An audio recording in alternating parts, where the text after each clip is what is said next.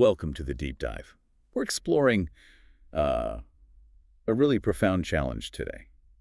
How do we keep that fierce desire for independence alive as we age, or as our loved ones age? Yeah, especially when you factor in the safety risks. Big ones. Exactly. We're talking falls, wandering, medication mix-ups, even fire risks.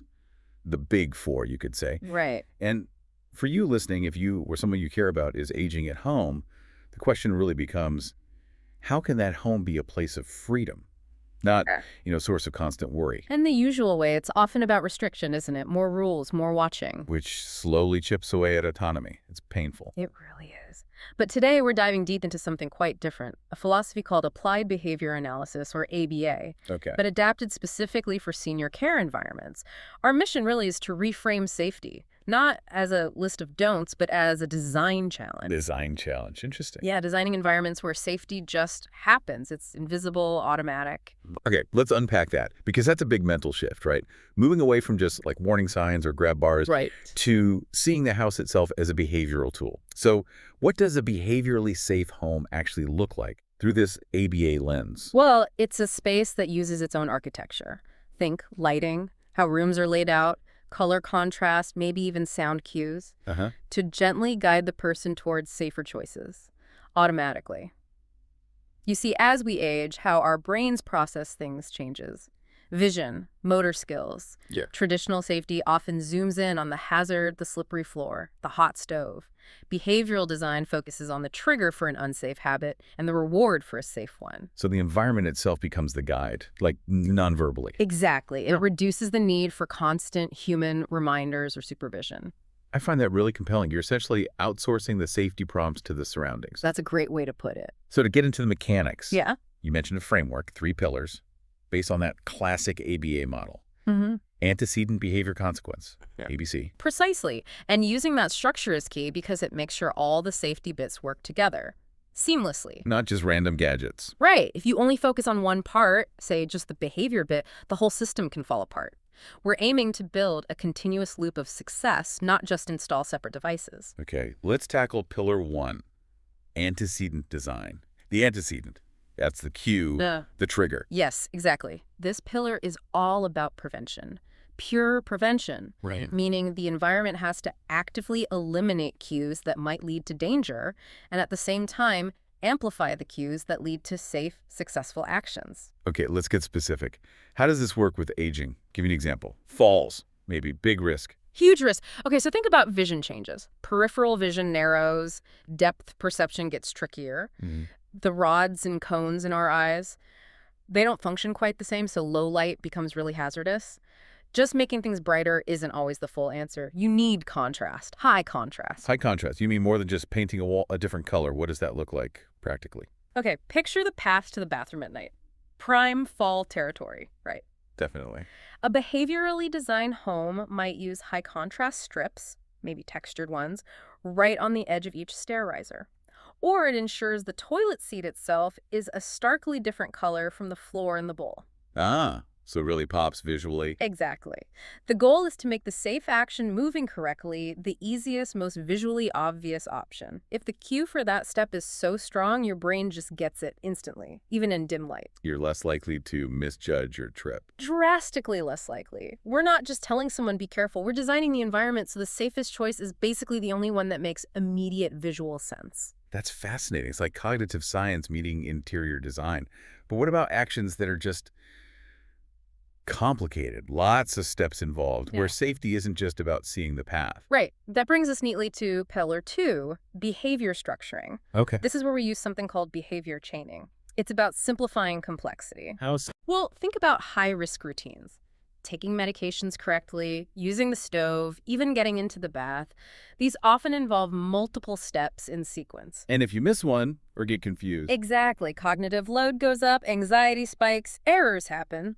So the rule of thumb, based on the research, is to break down any single high-risk action into maybe 3, maximum 4 simple visual steps. a visual chain. A visual chain. It turns what feels like an overwhelming task into a manageable little habit. Okay, I need a concrete example. Let's Yeah. take making tea.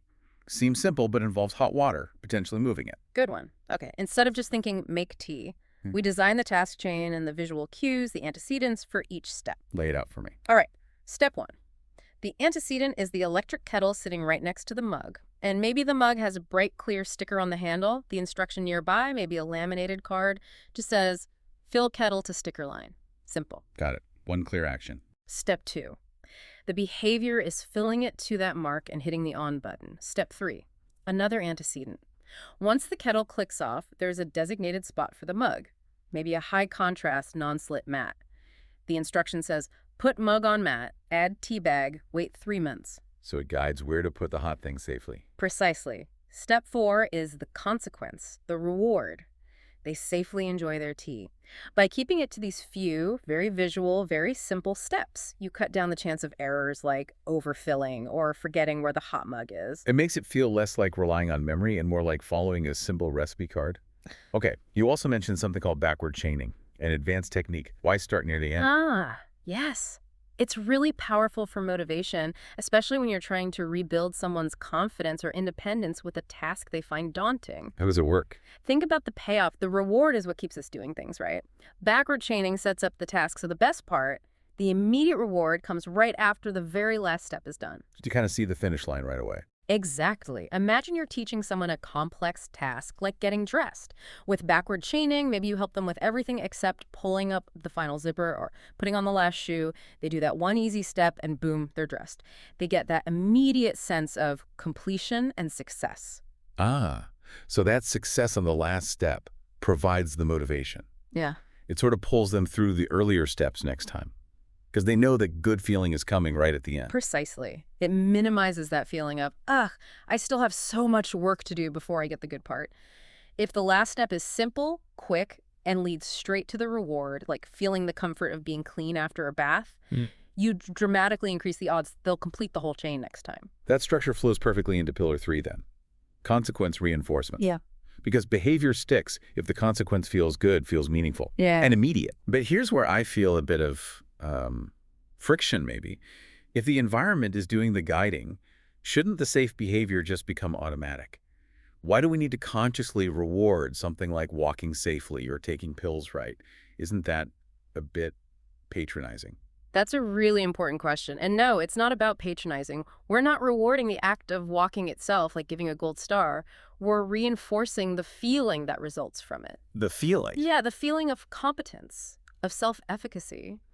When a clear antecedent like that contrast strip leads to safe behavior, like walking without stumbling, the positive result needs to be reinforced somehow, immediately, to build that confidence. So what kind of reward are we talking about? It has to be whatever that specific senior values most.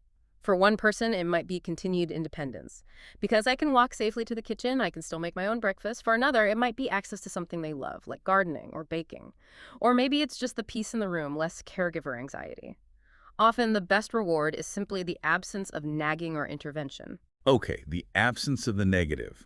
Let's explore that intervention idea more. Because putting in a safety measure, no matter how well-intentioned, can feel like taking away freedom. You mentioned a stove lock example earlier. How do you introduce something like that without making the person feel untrusted or, well, locked out? Right.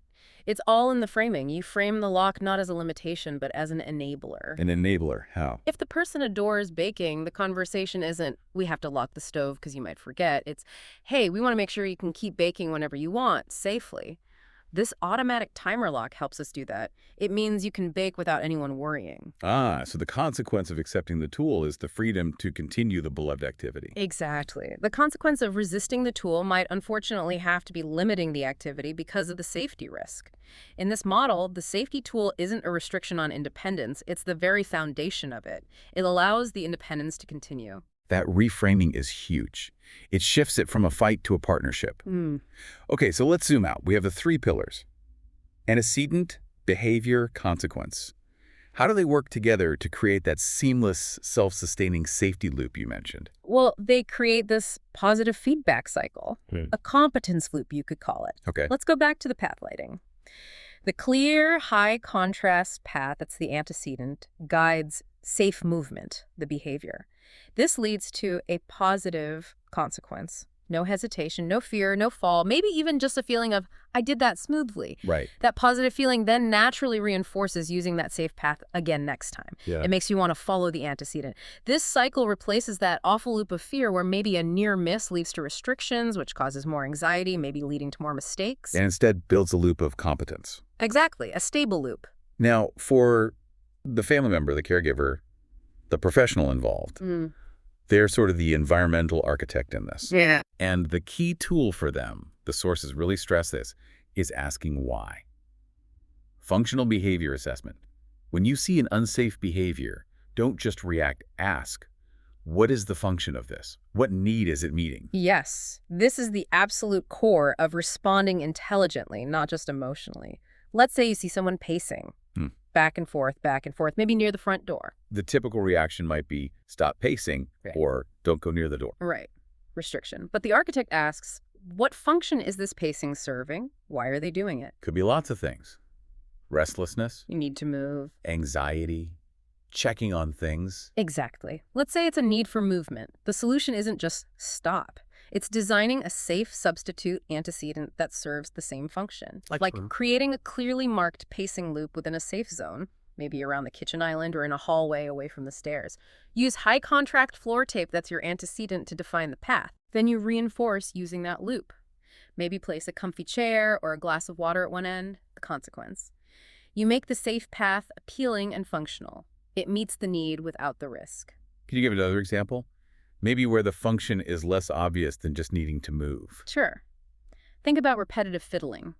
Constantly touching things, picking at clothes or furniture. Yeah, that can be worrying or seem agitated. Right. The function might be sensory stimulation or self-soothing, regulating stress. Again, just saying stop touching that isn't helpful and can increase agitation. So the behavioral solution. Design a safe substitute antecedent for that sensory need.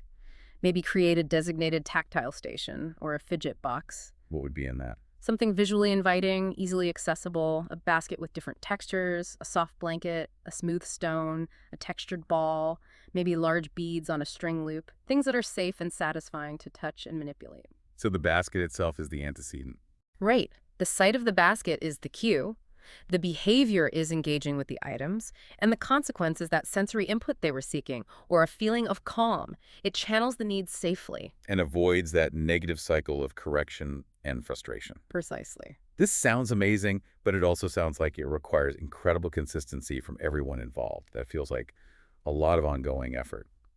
Where do families or care teams typically struggle with keeping this system going? That's a fair point. Consistency is key. They often struggle when they forget that all the parts are connected. The 4 key areas we focus on. If the lighting design, pillar 1, isn't maintained, maybe a bulb burns out and isn't replaced quickly, then the safe routine, pillar 2, can break down, leading to fear or a fall, a negative consequence. So the caregiver's role isn't just setting it up, but maintaining the unity. Exactly. Maintaining unity is crucial. Everything needs to work together consistently. Okay, for everyone listening, let's quickly recap those 4 main areas of focus for the architect for that long-term plan. Ground them in the ABA thinking. Okay, first, the ground. That's paths and lighting.